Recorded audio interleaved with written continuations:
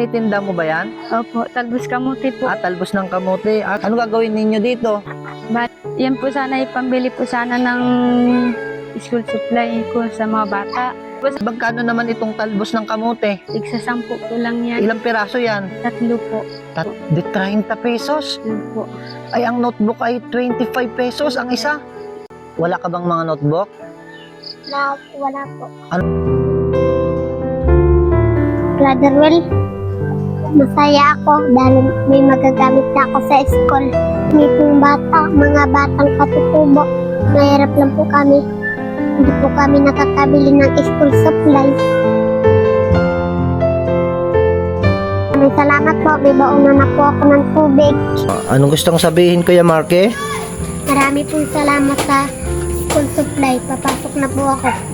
Tingnan niyo po, brother, forma po ako. Yun ba yung bag na binili natin? Opo. Patingin nga. Ang ganda.